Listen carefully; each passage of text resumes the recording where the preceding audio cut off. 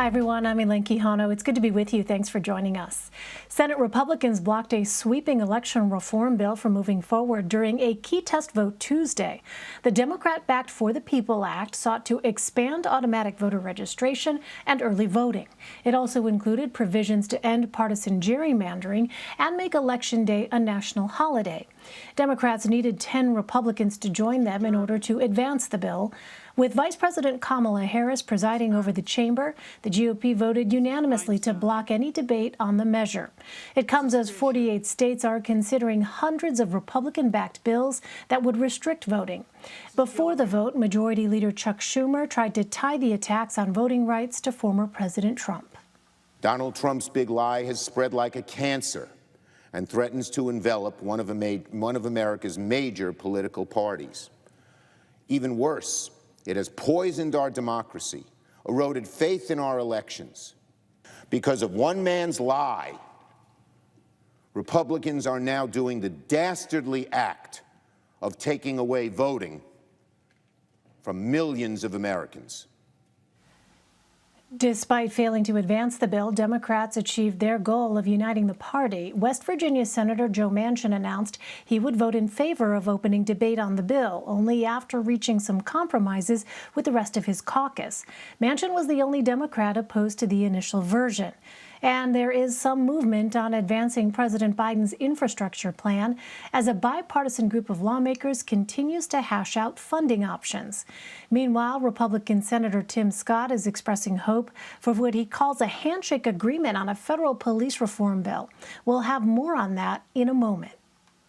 Let's bring in CBS's Skyler Henry. He's been covering all of this for us on Capitol Hill. Eugene Scott is a national political reporter for The Washington Post. And Liz Goodwin is Washington bureau chief at The Boston Globe. Welcome. It's good to have you all. Well, Liz, White House Press Secretary Jen Psaki spoke about other measures the administration is considering to combat restrictive voting measures. Let's listen to some of that. They are putting these laws in place because they did not like the outcome, and they've continued to perpetuate a lie about the outcome of the election. That's why we're here. What the president and what the vice president will do is engage with voting rights groups, engage with legislatures who are supportive of expanding access to voting around the country, and continue to fight to get legislation across the finish line on the federal level. So this fight is not over, no matter the outcome today. So how much has President Biden done so far to get this bill passed? Well, that's what some progressives have sort of raised concerns about lately.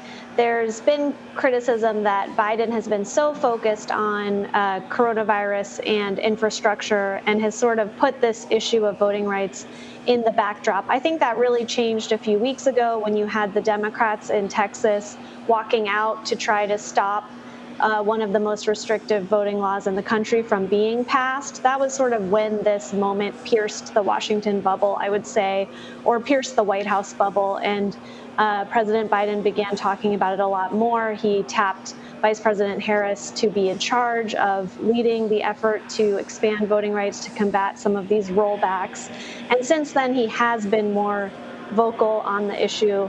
What's interesting about what Jen Psaki said is it sounds like they are now realizing that the fight is at the state level. If they can't get legislation passed at the federal level because there's not the support there to end the filibuster and Republicans are so against these measures, then it's about maybe going to state legislatures that are controlled by Democrats and saying, how can we expand voting rights, which is setting up sort of a strange two-tier system in the U.S. where some states controlled by Republicans will be restricting voting and states controlled by Democrats will be expanding it.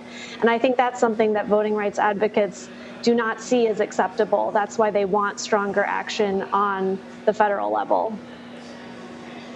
Right, and Eugene, to follow up on what Liz was just saying there, even with the White House's push to increase voting access, a number of states are moving forward with measures to restrict it. So where and what do some of those measures actually look like?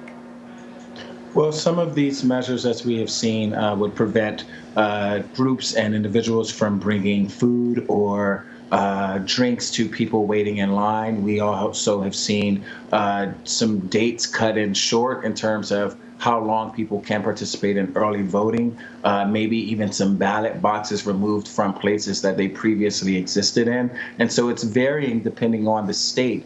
And what I think a lot of voting rights advocates have tried to make clear is that this is something that could hurt both Democrats and Republicans, especially in some of these more rural communities where many residents who are more likely to vote for GOP candidates are still struggling to have access to the ballot because there just isn't enough infrastructure, or should I say, in place to make the voting process easier. And so it's a reminder of the importance, many advocates would say, of voting in local elections and voting for your legislators at the state level as much as you do at the national level, because of the decisions that they can make that will affect how you can vote in both or either election.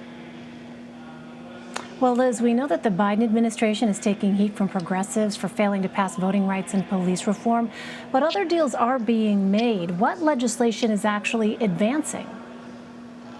Well, there still is progress being made on this infrastructure deal. The bipartisan group met with President Biden today at the White House, and the White House said those talks, are progressing, that they're going to meet again tomorrow or keep talking. So I think there is hope for some bipartisan action on infrastructure.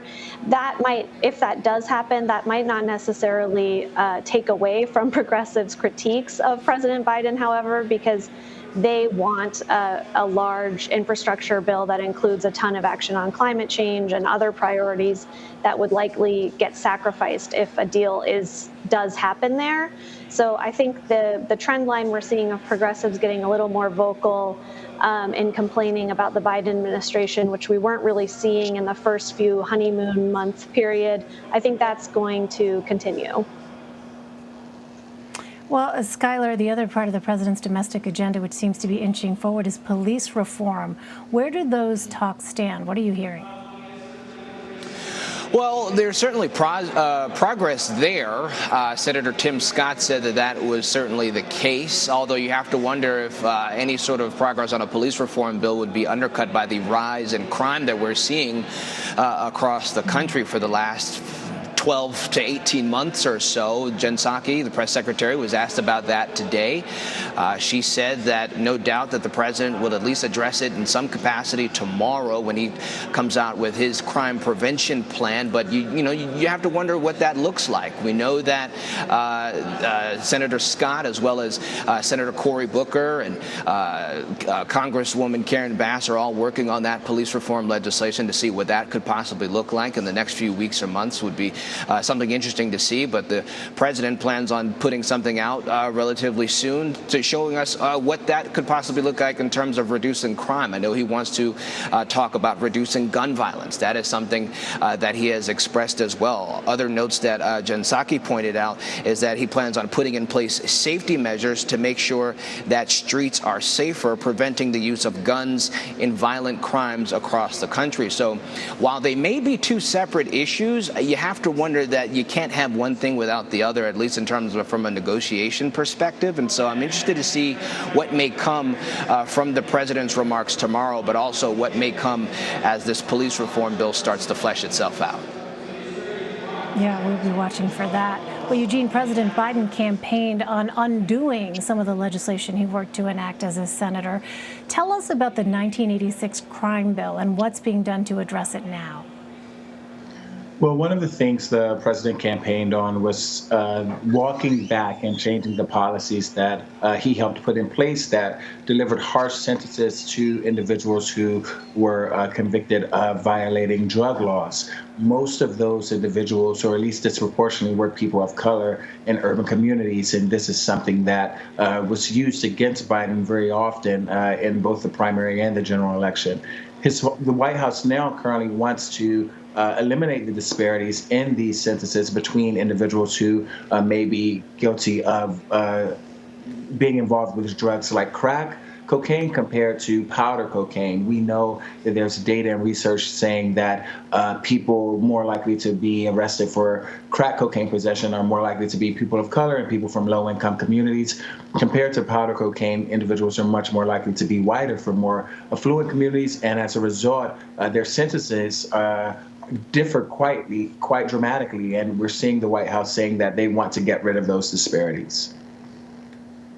All right, well, switching gears, Liz, the country is not going to meet President Biden's goal of administering at least one dose of the COVID vaccine to 70% of Americans by July 4th. What are officials doing to address that? Well, I think the Biden administration is a little bit not used to not meeting these goals. This is the first time they've missed a COVID vaccine goal. They've always been careful to set them pretty conservatively so they can exceed them.